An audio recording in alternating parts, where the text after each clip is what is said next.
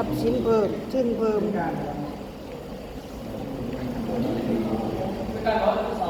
กัน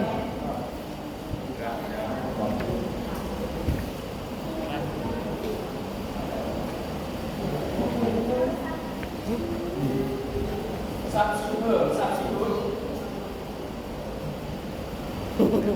ทรัพย์สินเพิ่มทรัพย์สินลดเป็นเพิ่มเยอะทรัพย์สินหมดว่าประกอบทึดคือว่าทึดโมเมนต์มาจ้ะ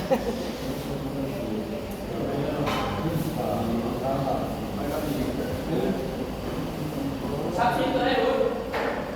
ดีทรัพย์สินตัวนี้ดีต้องห้ามสิเห็นหรอเอ๊ะเดี๋ยวกี้จะลงไปว่าประกอบเรื่องนี้ในทรัพย์สินนี้ต้องห้ามสิการที่ต้องห้ามจากทางตรงนี้วันเมื่อนี้เราเอาทรัพย์สินเรามาประกอบมีเงินสดเงินฝากเงินต่างๆเห็นหรอนี่เงินสดเงินฝากแสดงว่าทรัพย์สินตัวเงินสดเงินฝากมีเพิ่มแรงกับทรัพย์สินที่ไม่มีต้องห้ามจากเราในทุกโลกเท่าไหร่ก็จากเท่าไหร่ตอนนี้ได้รับการประกอบขึ้นสำเร็จแล้วจะให้โอนบัญชีการขึ้นโบท่านเรียกให้ประกอบนี้บทท่านเรียกให้ออกมาเป็นชื่อเป็นเขียนออกแล้วจะมาเป็นขึ้นบาทนี้ให้หลังสำเร็จแล้วก็ได้ตอนนั้นโดยเป็นทรัพย์สินเพิ่มทรัพย์สินลด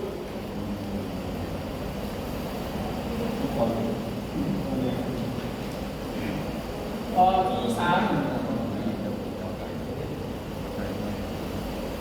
จ่ายเงินสดจองสินค้าจากสนองทรัพย์สินลดทรัพย์สินลดทรัพย์สินทรัพย์สินโอ้ทรัพย์สินทรัพย์สินเพิ่มได้ทำเป็นเก็บเงินของสินค้าเขาได้ทำเป็นเก็บเงินแถมมากับสินค้าได้ทำสินค้าบอกมาไปเก็บเงินตลาดทรัพย์สินที่เป็นสินค้าเพิ่มมีสินเพิ่มและตัวไหนหนี้สินทรัพย์สินลดทรัพย์สินลดและทรัพย์สินลดและหนี้สินเพิ่มได้หรอทรัพย์สินตัวไหนลดนี่ทรัพย์สินตัวไหนลด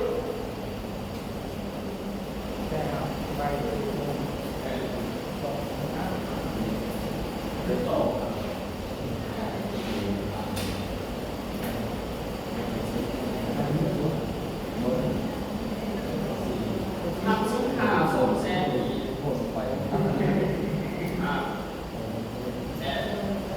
และทำสินค้าออกไปเก็บเงินใน200,000 ปี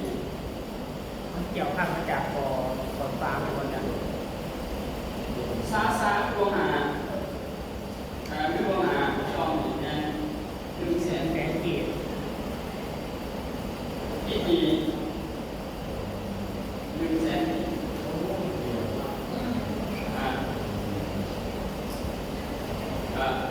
เรื่องคือดวงหาที่เราเข้าใจไปคือในตัวที่3ของทรัพย์สินคือดวงหาวันนี้ไม่ได้เราเอาสินค้าเอาไปเก็บเงินไม่เอาแบบในห้องแล้วก็ต้องกองเอาแต่ว่าถ้าเอาแล้วแสดงว่าเป็นตลาดหุ้นทรัพย์สินตลาดหุ้น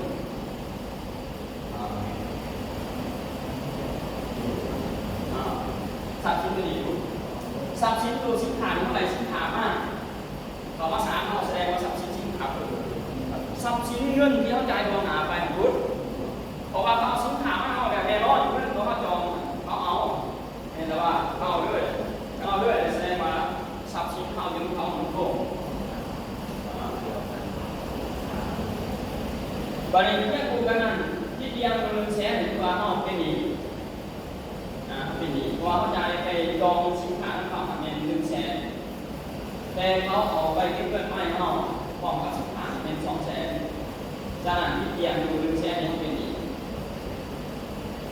ค่าภาษี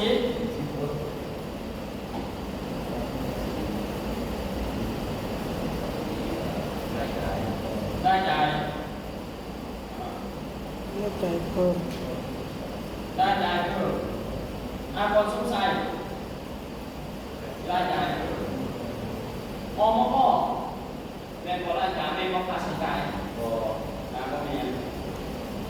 สันอมกกินผ่านกับอะไรกินผ่านกับสินค้าเอาซื้อมาแล้วถ้าอมกที่เดินมาอมกเวลาซื้ออมกเวลาซื้อแม่น30ถ้ารถนั้นที่ดีคือว่าดีชิ้นเกิดดีชิ้นเกิด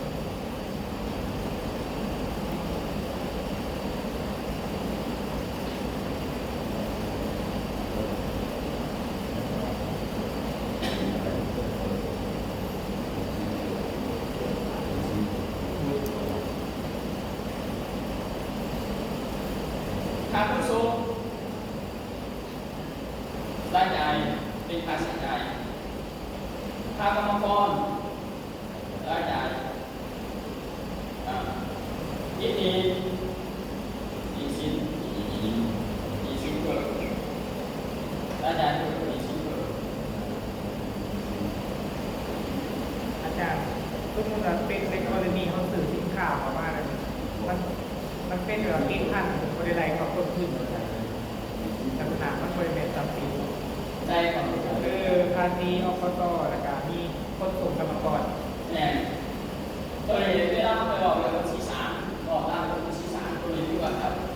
เป็นค่าใช้จ่ายผ่านกับเวลาจ่ายผ่านเวลาจ่ายสมองผ่านตามมาผ่านที่4ก่อนแล้วแต่ตัวนี้เขาก็จะบอกวันที่3ขนาดนอกเขาจะบอกเป็นรายจ่ายอยู่ในสถาบันก็เป็นบัญชีเป็นบัญชีบัญชี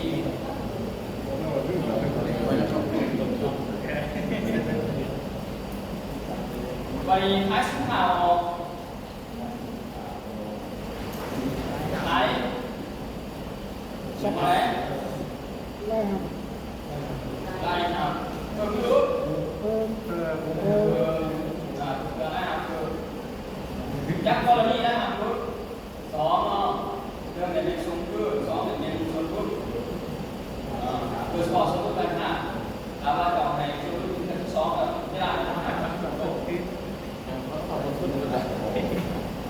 พอเวลาขายหัวไหน มีขีด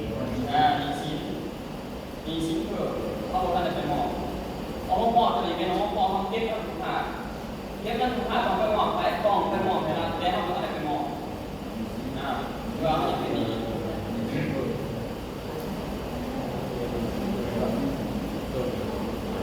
บริลูกค้าที่ดีลูกค้าต้องให้หัวไหน ตับตีน ทราบสินลูกค้าที่ดีที่ว่าทราบสินเพิ่ม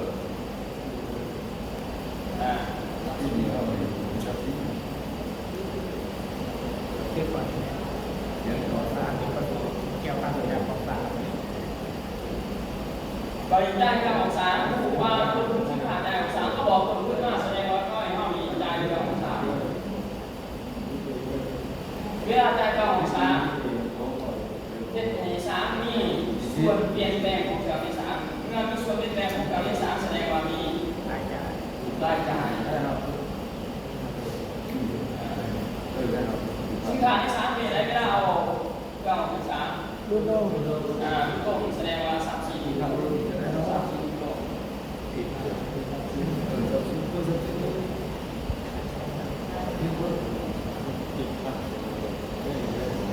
ถ้าผู้ชมมาให้ลูกค้าลูกค้าที่ดี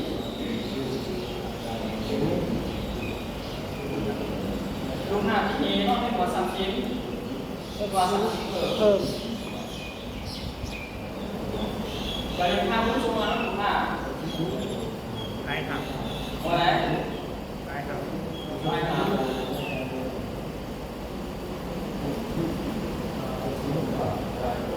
ได้ครับเพิ่ม ถ้าผู้ชมมาแล้วลูกค้าไอ้ตอนนี้เขามีได้ไร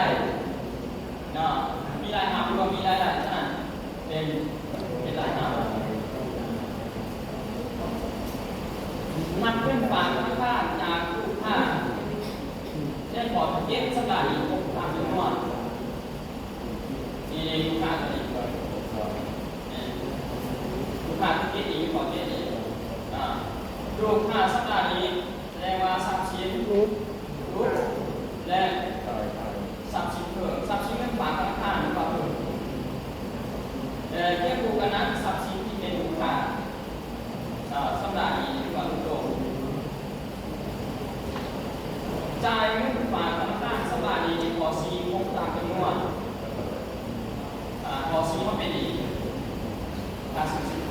นี่เป็นหนี้ตัวนี้ มีสินลด เนาะนี่ยังเป็นหนี้เมื่อนี้เขาสำหรับผมเลยหรือว่าหนี้ชิ้น ลด หนี้ชิ้นรู้ ทรัพย์สินลด หนี้ชิ้นรู้เข้าใจไหมครับออกจากภาษีแสดงว่าทรัพย์สินที่เป็นเงินฝากกับฝากโลก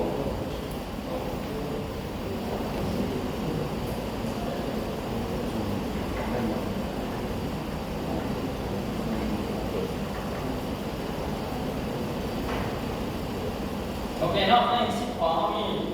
เอาไว้ทำคือที่บอกที่ไหน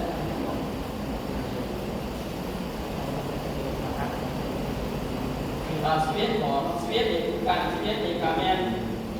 ทรัพย์สินรุ่นดีสินรุ่น11จ่ายเงินฝากธนาคารสำหรับนี้ครับเสียก่อนอยู่ในหมวดที่5ถ้าเขาบอกส่วนเดียวของสีนะเวลาเราดูสีตรงกลางเพื่อนดูของเดียวของไหนมาคือยังไงว่าเพื่อพอเทสพอที่เป่าเลยนะว่าถ้าพื้นฐานธนาคารการธนาคารสถานียังก่อนที่เทสโครงการเป็นเงินสถานีเรื่องว่าดูขาดที่หนีพอที่เทสเท่าไหร่จำนวนเงินนะกรณีพอซิปนี่คือการพื้นฐานธนาคารสถานีได้พอที่4โครงการเป็นเงินเขาเรียกว่าพอที่4เขาที่หนีอยู่เหมือนแม่200,000 200,000ถ้าเราจำนวนเงิน200,000มา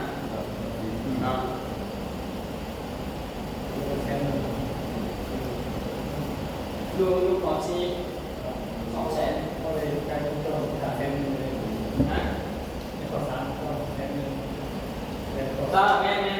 ลือแสนหนึ่งถึงก่อนที่เหลือแสนหนึ่งเหลือแสนหนึ่งส่วนพี่เลี้ยงตัวนั้นส่วนพี่เลี้ยงที่ดีอยู่100,000เอา100,000มาเอา100,000มาโอเคเนาะประมาณนี้เนาะนี่ตัวได้แต่เปลี่ยนถึงก่อนเขายังอีก5 นาที6 นาทีเนาะ2 โมง 34 นี่ได้3 ชั่วโมง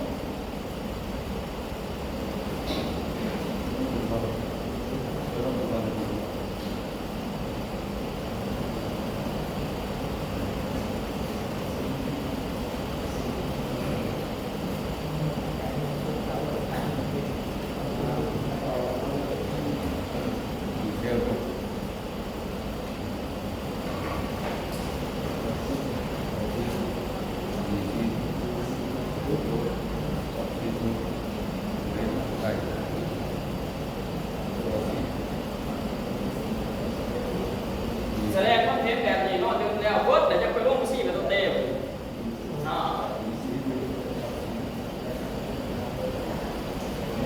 ยกตัวอย่างเล่นก่อนอยู่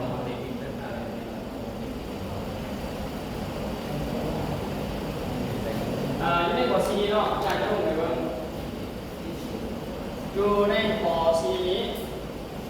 30 เพิ่ม30 รุ่น20 รุ่น30 เพิ่มตรงนี้30 เพิ่มนี้เท่าไหร่สินค้ามานี้เป็น200,000อีก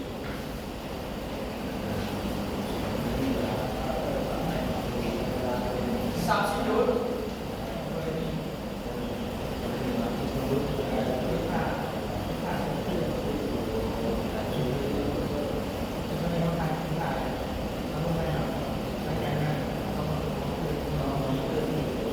100,000ไปเลยไม่ต้องลงมา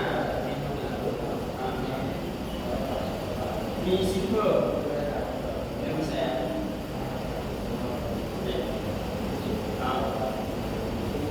แต่ว่าห้องแยกตรงนั้นเลยต้องไปนั่งเพื่ออาจารย์เรียนทรัพย์ชิ้นเพิ่มสิต้องไปเบิ่งความเรื่องอะไรแต่ไม้ใส่แบบจะมาแตกคือในพอที่4นี้ทรัพย์ชิ้นเพิ่ม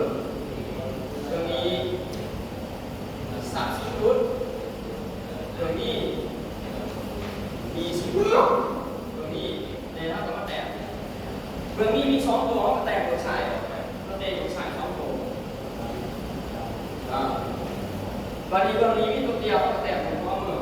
ตัวเดียว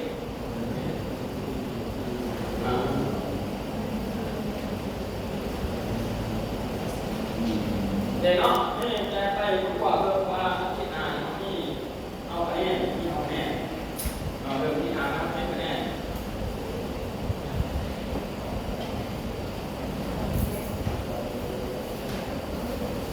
ลองไปศึกษาดูลองไปศึกษาดูแล้วก็มีตัวเลขเรียนเพิ่มเนาะสำหรับมีนอกจากตัวไปคนเดียวเนาะไปคนเดียวสำหรับหลักเชื่อจะมี